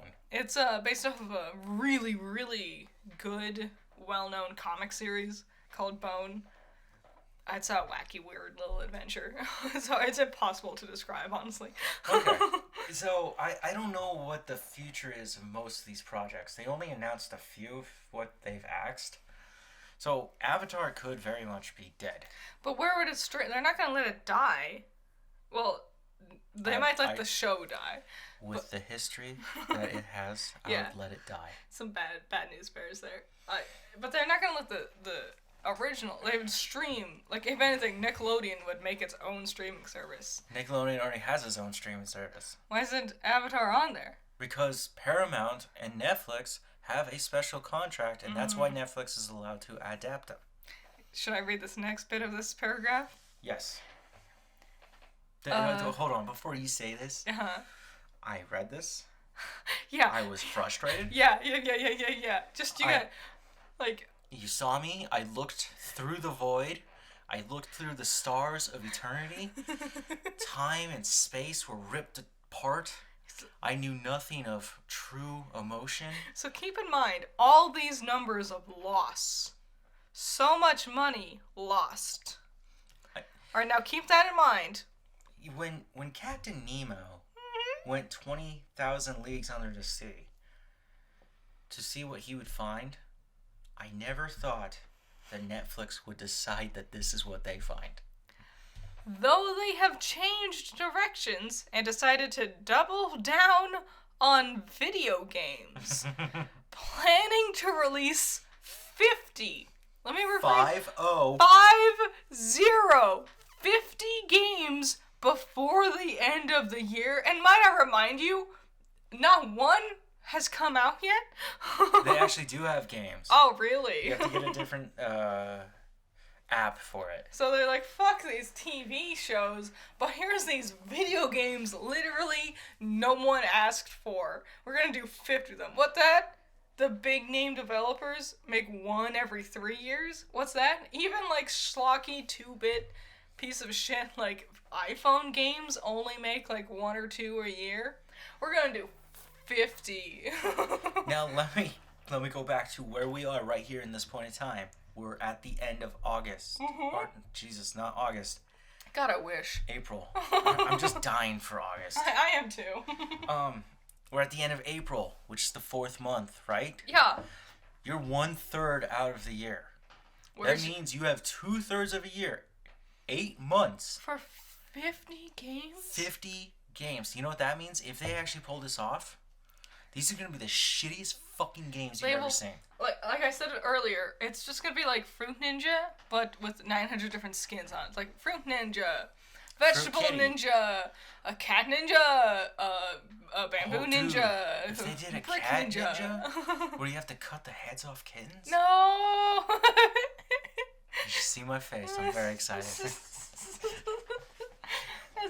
It's I love cats. I'm just joking. It's just so stupid. I don't understand it. I don't understand. But do I? You're gonna cancel goddamn Bright 2, which I have been waiting for years. We met. We started dating and that movie came out. And I've liked it since then. I'm so salty. I wanted this for so long. I remember the night I watched it, I came back from visiting my family. I was like, why don't you come over? And you're like, I don't want to. So as I was unpacking, I just watched Bright. And I was like, damn, she would really enjoy this since she loves Labyrinth. And I did love it. I did really enjoy it. So I had to rewatch it. Oh, No, come on. So there's also a bigger issue. It's taken too long to make this sequel. And Yes. your lead actor just physically assaulted Which is, yeah. someone on stage. So I mean, what it's even do you stars want to talk the about same? that? Are you on Will Smith's? I'm just kidding, guys. I'm tired of it too. I think it's over. It's so, yeah, like, It was a joke. I don't know. I don't know. I'm upset. I just don't see how 50 games. cutting your left arm, which has just been animation, right? Which has been doing good, might I add. Yeah. The animation team on Netflix? Yeah. I mean, you guys have things that Crunchyroll can't even get. You got fucking, what's his name? Who's the guy who makes Disenchantment? Simpsons and Futurama? What's his name? Oh, I don't remember his name. You got that guy. He's huge. His name, Disenchantment, while not everyone loves it, its fan base is strong. Cuphead was huge. I bet Bill Burr is fucking dying laughing because he just ended F is for Family. Yeah. And now they're going to bring down the axe. So that's insane. I just don't know how you're going to release 50 games of quality at all. Fuck that. This is insanity. This is how you watch a multi-billion-dollar company crumble. It feels like a fever dream. This feels like a nightmare. Like, oh, I had a wacky dream last night where Netflix was failing and they made a bunch of video games instead that no one wanted. That feels like a fucking fever dream about a video game. Maybe they pull it off. I doubt it. Doubt it. My real prediction to this whole thing, well, I'll tell you after I read the last bullet point, which goes back to you about sharing. About sharing? Passwords? Oh, many have issues with their not allowed to share passwords, but instead they're trying to add a membership for an additional $2.99. This market is growing and they're fucked? Wait. No. So let me explain this one. Wait. Let me explain this. So people are frustrated about the password sharing being banned from Netflix. You were correct. Their answer to it is, oh, you want to share a password? Try this ad. This is something they're working on. And they're testing it out. Add a member for $2.99 on top of your subscription. And they can watch. So you have to pay $3 extra a month. That is the dumbest. And that's only for one. Here's the thing. Like with my family. That's the only option right now. Because, like... They do have a family plan. Sure. How much is the family plan? I think it's $27 now. But, like, here's this concept. I remember when I got Netflix back in the day, which I know was almost a decade ago. Mm-hmm. You know how much I paid? How much? $10. And now it's $27 for a family. That's... Because, like, here's... like limit of 5. Because, like, here, I can very easily concept... What if you have more than 5 members in your family? There's plenty of people with large families. Yeah. Fuck you.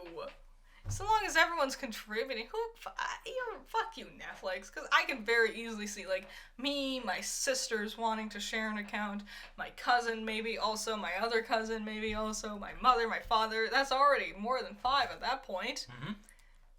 Fuck you. Like, just because one of us... Because, like, if I get the account and I'm paying for it, and I share it with, like, 3 other people, the common idea is that those other 3 people would pitch in monthly to help pay for it, because they're using it. And if they're not using it, I'll cut them out of the fucking service. So, Netflix, you're still getting all your money. Fuck you, Netflix. That's stupid. Fuck you. They're out of touch. Mm-hmm. They've gone too far. They think they're the king, and they're really not. They're way at the bottom. And they've been that way for a long time. And what I mean here is, they're fucked. Thanks for doing that. I'm sorry. The market is growing. Uh-huh. It's about how many different subscription services there are. Mm-hmm. Like, I have one that I don't think is going to work out too well. Which one? Which is AMC Plus. It's, like, if you want to... Like, here's the thing. They're getting good shows. Like, Dark Winds is going to come out soon, which I'm very excited for. That Dirty Black Bag, which is currently going, which is very good. Not necessarily for me, but it's very good. And even some of their old stuff. I love that you talk about my shows in a highlight for me and not allow me to even talk about them. I'm sorry. You can talk about them whenever you want. Okay. That Dirty Black Bag is amazing. It is a super ultra violent Western. I've mentioned this before. There is only 1 episode left of this season, and it looks like we're going to be in for a bloodbath. Oh yeah, there is only 1 episode left, huh? I know. I've seen some of the episodes. It just wasn't for me. But No. See, Westerns you have to sit down and pay attention to. It was... Fuck you. No, really, you do. Because there are political arguments. There are religious arguments. My issue with the episodes... Tribal arguments. Is it's really sad. I just... Oh, yeah. I've had so much sad in my life. I don't know if I can... And it's like... And not even like they died. Oh my god, it's sad. Like, there was a character who loved this whore who lived at the whorehouse. And he wanted to marry her, and she's like, I'm not gonna marry you, I'm sorry. And then he just beat her to the point where her face is all mangled, and she's disfigured now. That shit is just too sad for me. And I understand, like, from a storytelling perspective, it's interesting and gripping, that's a twist and turn and whatever, and AMC is known for this shit, especially with things like Walking Dead, Preacher, which was very, very good. But, I don't know, I'm just done with the sad stuff. I totally understand why other people love it, though. It's just a me thing. I'm done with sad. I don't like the beating of prostitutes. Well, the thing is, it just... But this is something that happened back then and is still happening now. The thing is, it just sits with me and it upsets me. You understand, right? Like, I just don't want to think about that kind of thing. When I was younger, I had that feeling that you have now. Well, when I was younger, I was more willing to, like, when I was a kid, I watched CSI and NCIS and Criminal Minds, and I watched all the... That shit's fake, dude. Well, it was to the point where, like, there was a point in high school... Oh, well, my shit's fake, too, but... There was a point in high school where I was concerned Because my daydreams in the middle of class were all like these horrifying CSI murder torture things, and I was like, I need to stop with this stuff. And I did, and I don't want to go back into that. I remember in 9th grade, I watched Requiem for a Dream. Oof. I was horrified, yet fascinated. And then that night, I slept in my bedroom. I just held myself and cried myself to sleep. Isn't that sad? I watched. But I can handle it now. I watched the first. I'm gonna say 10 to 15 minutes of Requiem with you. And you insisted we stopped. So I haven't seen the rest of it. But based on what you've said and what I've heard, what I've seen. There's a reason why I said stop. Yeah. And it's because it's very horrifying. If you're not ready for it, it will come up to creep you. Even just the regular scenes have this horror. It's filmed like a horror, but it's not a horror. It's fascinating. Oh, the ending, it starts to show itself. It's when the mother, I think she's their mother. Jared Leto's mom. And I don't remember his name. Who's one of the Waynes? Marlon. And she's like trying to diet and make herself look young and pretty. Yep. And it's super smart filmography. But it's talking about dieting, and she looks at the TV and it says, for your diet, in order to lose weight quickly, for lunch, you have a drink of water and half a grapefruit. And you see her and she looks over, and her grapefruit and her water, between like 3 really fast cuts, is gone. It's like chomp, chomp, chomp, drink, drink, drink, it's gone. And then suddenly it's empty. And then she looks back at the TV, as almost as if nothing had happened. And I understood instantly that concept of, you're trying to lose weight, here's your limit, and it's suddenly gone, and it feels like it was nothing for you. Well, here's one spoiler to the movie, since you brought her up. Well, I know most of the spoilers. For the audience. Oh, sorry. We might be the only 2 people in this room, but there are people listening to us. I'm sorry, I totally forgot, honestly. is that the pills that she is taking are laced with speed. Really? Yes. What? Oh my god. And after doing those pills for a while, it takes its toll. Oh, And this movie's wacko. when you're talking about horror, that's a way to do. No. I mean, straight up tripping balls, inanimate objects talking to you. No, I can't do that. No. And the ending for her, her story, because all 4 of them, there's 4 different characters. Her, Jared Leto, The mother, Jennifer Connelly, her son's girlfriend, sorry, and then Marlon Wayne, which is his best friend. All 4 of them have different endings. Ooh. They don't succeed. No one gets a happy ending? That's the point. It's the requiem of a dream. See, that was the other thing from those 50, because we watched a couple of scenes where characters were getting high, and the way they showed it, it was fascinating. The cinematography and direction of this movie is fucking phenomenal. I can already tell, and it's like they're like, "Hey, yo, man!" It's like this long shot of them sitting around, like, "Hey, yo, man, let's do this thing," and they pull out their drugs and they're like, "Ha ha ha, let's do this," and then it's like 17 rapid cuts between like a needle and then like drugs, and then like cells, and then like a pupil of an eye dilating or redilating, and blood cells moving, and it's just instant, one after another, where you barely have enough time to register what you're seeing, and then the next time we cut back to the same angle as before, suddenly they're fucking high off their asses and they're doing something crazy. And it was just such a fascinating way. Jared Leto's character, he when he gets high, you see his eyes and they dilate before that. And then he has these visions of being on a boardwalk. See, that movie mixed with American Psycho is the biggest thing convincing me that Jared Leto is actually a really good actor. He's just getting stuck with really bad roles. You know what's funny? After watching Requiem for a Dream, I ended up finding American Psycho on my own. Yeah? Same year. Really? Yeah. American Psycho is one of the funniest horror movies of all time. I love it. It's fantastic. You introduced it to me. It's amazing. It's fantastic. Yeah, when I first saw it, I took it very seriously. And then the older I got, I realized it's actually a fucking hilarious film. I do remember the first time I watched it was with you, and the way you talked about it, I was afraid. I thought it was a horror.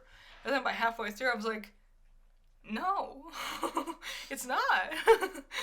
It's a good one. I love it. So, I don't know what you guys think about Netflix. I think it's dying. It's dying. This is hemorrhaging.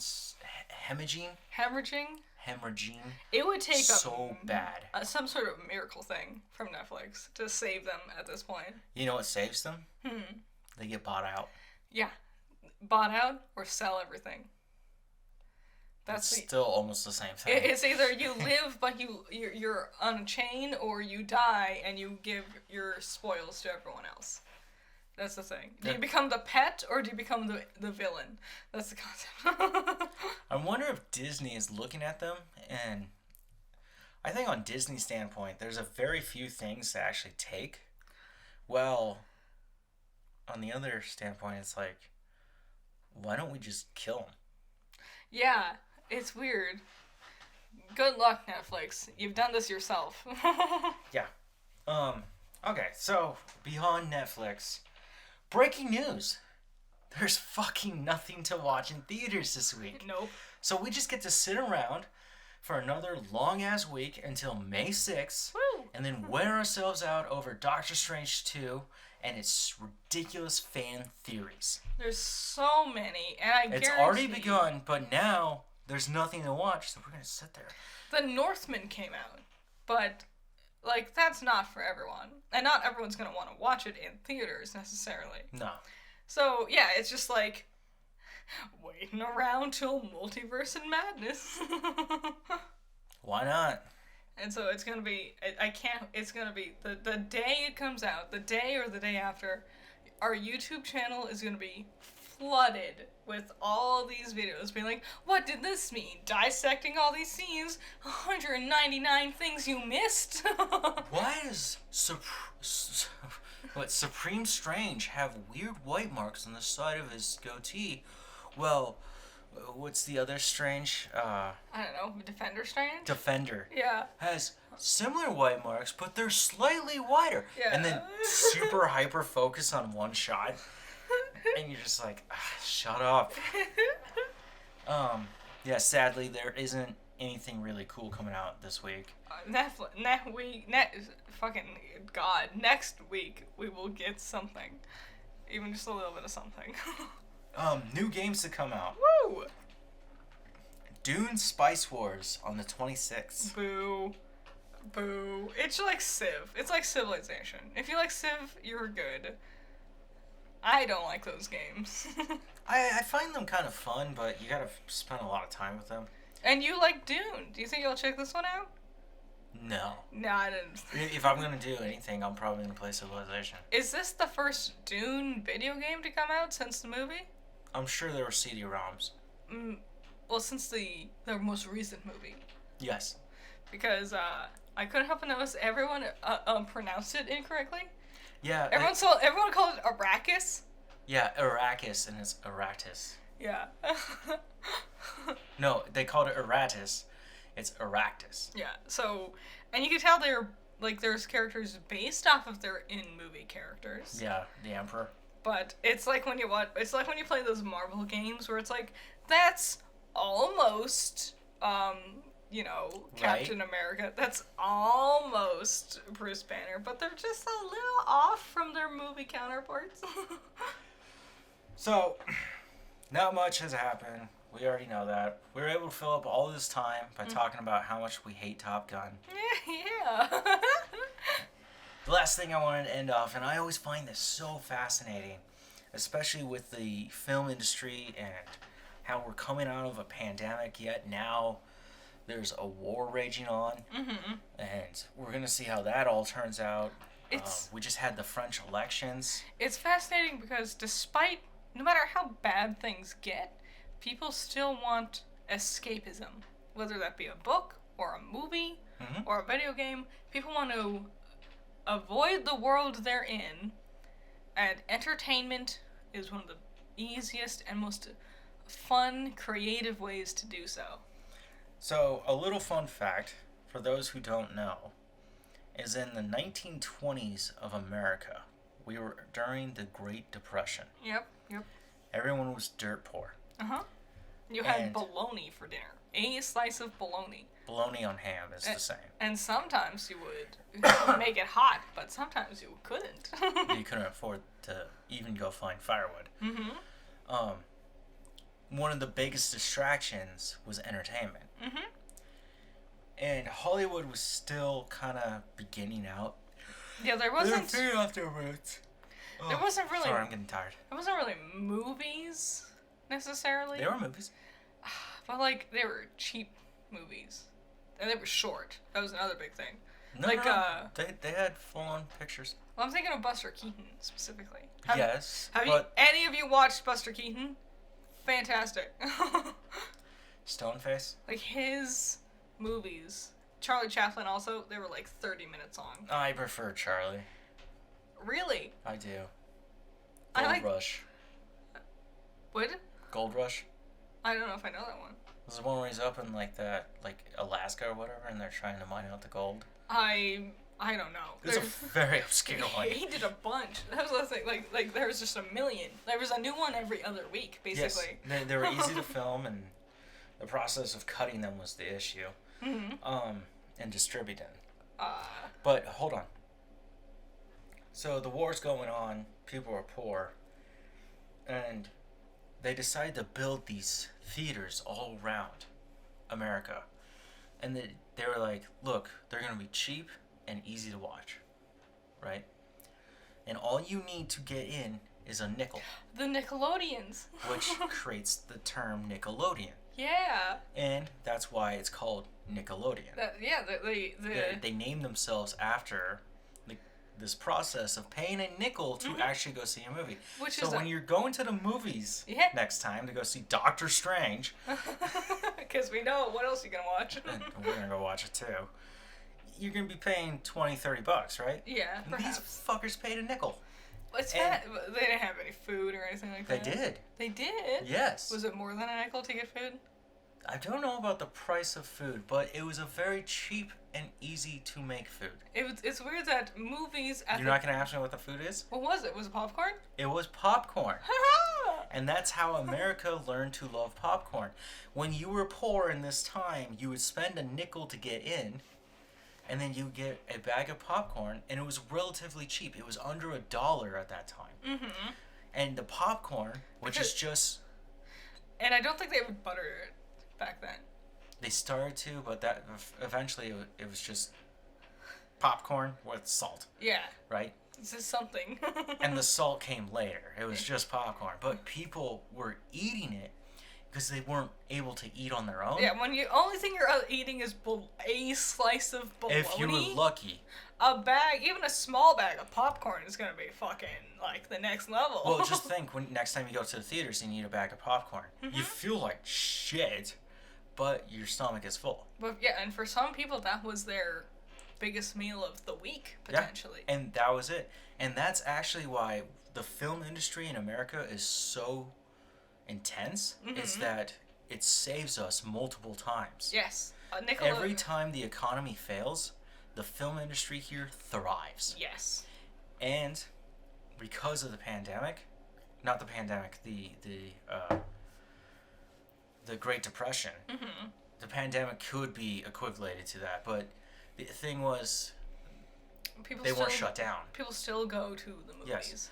And a lot of those traditions, why do we have what we have in theaters, is because of the Great Depression. And like And you know, there's a little history there. it's fascinating. As people like we studied cinema. Like a part of getting a cinematography or filmmaking or media degree at a university involves knowing all this history and stuff. Even in your high school years, like I learned about Nickelodeons in high school, and it was fascinating to me, and I love it.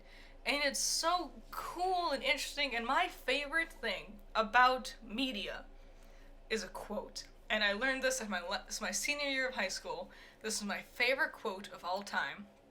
There was a person who I don't remember what their job was, but their quote was, because radio was all the rage and people were talking about TV shows, because that was this kind of new thing, and this person's quote was, "No one wants to watch TV. The radio is so much better. TVs are expensive and the visuals can be confusing. No one's gonna go from the radio to the TV. That's gonna die off within a month." And now we have like shows like MoonKnight or Winning Time or all these Severance, all these crazy cool TV shows. And that quote of that man's complete being wrong is my favorite quote of all time. That's a different era. Yes, but it's just when you're learning about media and film, they did not believe it would take over. It all dominoes into each other, and it's fascinating. I wish I could talk more about it. I feel like we've overstayed our welcome. Yeah, let's wrap up by talking about the box office of the week, right? Which I began this conversation about, and then I got really deep into history because I was like, oh, I love history. But history's cool. I don't want to be a historian. I just love learning about history. Mm-hmm. I feel like the more you understand about it, the better off you are to see the world and be able to figure out, like, oh, there are paths and patterns that people will naturally take. Mm-hmm. Like, I remember there was this gag in SpongeBob where he was going through dangerous things. It's like, oh no, like man-eating clams. Oh no, spiked cactus coral or something. And one of the last things he went through was, oh no, educational television. And I remember being like 13, being like, fuck SpongeBob. Educational television is fucking dope. It's awesome learning things from like Mythbusters or History Channel or documentaries, there's things like that. Learning things from like educational television is like the way to go. Okay, I was 21 when I started getting into documentaries, but okay. This weekend in the box office. Woo! I'm gonna throw numbers at you, nothing too crazy. Number 1, The Bad Guys. Yep. After 3 days of this weekend, they made $24 million. Unsurprised. I knew. First week of being out. Like, the animation is beautiful. Their fur looks great. It's bouncy, stretchy, fun. The cast is stacked. It was unsurprising. It has a book series, so there was a fan base going into this. Yep. Unsurprisingly, this is topping the charts. Which is always great for a kids' film, is to animate a book series, and voila. Yeah. I mean, you could also do live action. It doesn't always work out. Like Harry Potter versus Diary of a Wimpy Kid. Oof. But Bad Guys, it makes sense because they're all animals. You know, it's a world of animals, you know. Yeah. Makes sense. I'm sure I'll watch it eventually when it comes out. Number 2, Sanic the Hedgehog 2. Woo! After 3 days of this weekend, $15.2 million for a total of $145.8 million during 3-week run. Yay! Go Sanic the Hedgehog! Aw, shit. Now here's the really interesting thing. After 3 weeks of Sonic being in theaters, 145, almost 146, right? We're right there on the cusp. Yeah. 3 weeks. Number 3, Fantastic Beasts, Secrets of Dumbledore. Oof. Over the weekend, 14 million. There's a little special number here. Negative 67%. Oof. This number here that I'm throwing at you is actually the negative of ticket sales. It dropped off 67%. That's worse than Netflix. This is the worst of the Fantastic Beast movies, and the second worst of all of J.K. Rowling's films. I was going to get there, but thanks for jumping. Oh, sorry. I was going to say, for a total of 2 weeks in the theaters, 67.1 million. Which is bad. Let's go back to Sonic 3 weeks, right? I'll say it again. Yep. 145, almost 146. 2 weeks of Fantastic Beasts, 67.1. Even if you have a third week of Fantastic Beasts, you're talking about 90 million. And at a 67% drop between week 1 and week 2, Yeah. I expect it to plummet. Because Fantastic Beasts was number 1 last week, because it just came out. Yeah. And now it's number 3. I expect next week, number 6. And the week after that, it's done. I think it's already done. And you know, for those of you who are really into this math and trying to figure out these bets, Sonic dropped 48% from the week before. Yeah, which is an average amount. For 3 weeks? Yeah, that makes sense. For one animated cartoon kid show to go to a different animated cartoon kid show, The Bad Guys, that is an average amount. That is very normal. So what you were saying, Fantastic Beasts is the second worst drop for... It's the actual worst drop for Fantastic Beasts. And it's the second worst for J.K. Rowling's for Deathly Hallows Part 2, which dropped 72% off. But it had a massive opening its first week of 169 million. Deathly Hallows Part 2 had such a big drop because literally fucking everyone watched it that first week. Did you? I did. I did too. It was like day 4 when we go to saw it. Theater was packed. It was, and we all knew it was going to be that way. And like, that's why it had such a massive drop off, because no one wanted to be spoiled. Yep. Like, whether you read the books or not. Number 4, The Northman. 12 million its first week. Which is a decent amount for being an... What's the budget? I don't remember. For Roger Eggers, sorry. For being number 4 was 12 million. I don't know if they ever talked about his other films, like, on the box office charts. Not because they didn't do well necessarily, but more importantly because, like, I just don't think anyone measured them because they're very weird, and they also had limited screenings. If I remember correctly, Lighthouse had very limited screens, and I don't know...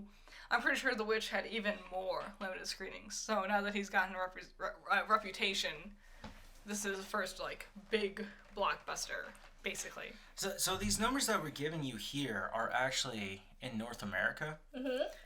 The total production value cost of The Northman is between 70 to 90 million. Oof. Which, yes. Oof. Some people are going to lose their money on this one. Yes. But in better hope, worldwide right now, it's 23.5. Okay, so it is making its money back. Yeah, I think it's because of what's going on in Europe. I also think just his movies are not well known enough around here, and they're marketed intentionally weird because that's what his movies are. They're weird in a good way, but if you don't know about The Witch or The Lighthouse, you're gonna be like, what is this wacky ass Northman movie that I'm suddenly seeing commercials for, you know? Well, if you don't know about The Witch or The Lighthouse, you're lost. And you think you know about cinema. If you deserve it to yourself to watch at least one of his films. Number 5, The Unbearable Weight of Massive Talent. Whoa, I'm legitimately excited for this one. 7.1 million in its first week. I cannot wait for it to go on streaming because I want to watch it because it looks fun and cute and charming and funny, and I can't wait. I like every actor and actress in this film. 100 out of 10. I think The Northman and The Unbearable Weight of Massive Talent are both going to flop box office wise. Box office wise, but critically acclaimed masterpieces. And the things that go to the Oscars and to the Golden Globes aren't always the most successful. Yeah, I mean, they don't talk about Endgame. Okay, number 6, Everything Everywhere All at Once. Which still looks neat. You know, we talked about it last week. 5.4 million, minus 11% from last week. It's been several weeks now. It's been 5 weeks, and it's 26.9 million. 5 weeks and still sitting at number 6. That's just North America, though. That's a pretty good balance, though. 5 weeks in, and you're sitting at number 6 in the box office. Like, you know, that's a pretty good ratio you got. Sorry, I got a drink, and... Sorry, I'm looking up numbers. Yeah, no, that's their worldwide box office. Number 7, Lost City. 4.37. Oh my god.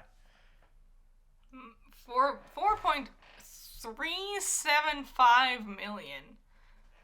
Round up, guys. 5 weeks of being in the box office, 85.4 million. Very I actually average. heard it's a funny film. Yeah, for 5 weeks in, for a comedy like this, Mm-hmm. this is very average. Number 8, Father Stew, 3.3, Boo. making a total of 13.9 million Fuck you, Marky Mark. You suck. for a second week. Morbius, 2.25 million for a total of 69.1 million fourth week. And number 10, Ambulance, 1.8 million Wow. for a total of 19.2 million. Ambulance isn't that bad? Like, no one cares about action flicks like that anymore. About mindless explosion shit. Well, okay, so the bad guys, right? Mm-hmm. Animated film, family friendly. Yes. All the families that have seen the bad guys already saw Sonic. That's obvious. 100%. Right? Now the bad guys is a new thing. Those who haven't seen Sonic finally get to go see it. Sonic's Also, been around for Sonic- 3 weeks. Sonic 2 is a sequel. So if you didn't see the first one in theaters, you're probably not going to be interested in seeing the second one in theaters, but you will see the bad guys in theaters. Yes. If you have kids. Number 3, Fantastic Beasts: Secret of Dumbledore, Notoriously which is riding off the back of shit on. Harry Potter. And Harry Potter was a massive cash cow. And here's the thing. You can't even chalk it up to, oh, mom and dad don't know any better and bring their kids to see this movie. Because mom and dad were our age when the first ones came out, and they know how bad Fantastic Beasts are. Yeah. Yeah, so all these other films that deserve a higher praise besides Father Stew and Morbius, And Ambulance. I'm gonna have a reservation about that one. It's just gonna be action shit. Like, it'll be fine. It won't be anything special. I think it'll be fun. But I'm very, very much willing to say if you could take those top 3 out, Mm-hmm. you would be looking at somewhat better films. Yeah, it's just... And nothing against the bad guys. And It's a kid's film. This is the thing. Anything that's marketed for general audiences, PG or G, PG-13 even, is gonna do marketably better than something rated R, like The Northman, because it just reaches a wider audience. That's the only thing. Yeah, and also... Which is why a lot of movies like, Venom, for example, will dumb down its plot to fit a PG-13 rating to get more money.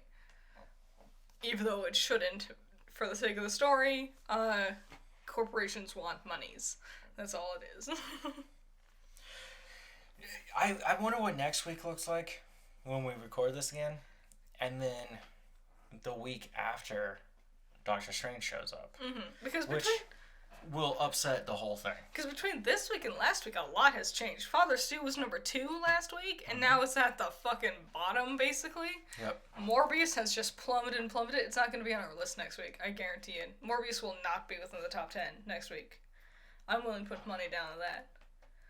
How many of you guys actually watched it? I ask that every time, and no one's responded, which is frightening because I've asked those around me in reality, and they're like, no, I have no desire to watch that. So I'm like, why did Sony pump millions into this thing that nobody gives a fuck about? Well, here's this other thing. The trailers for Morbius look terrible. They do. They don't tell you what it's about. They don't tell you if, the basic concepts of the story or character. It's impossible to understand what the idea of Morbius is if you don't know any better. Yep. Well, it's been almost 2 hours. This was a very long podcast. Yep.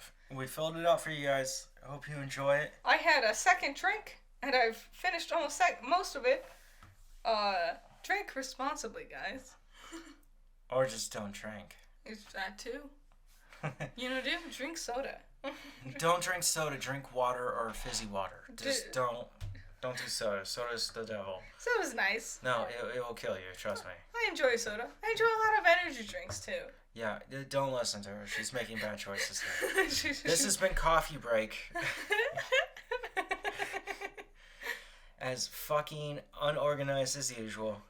That's what makes it so lovable and fun. Yeah. As I say every now and then, good night and good luck. Goodbye. Goodbye.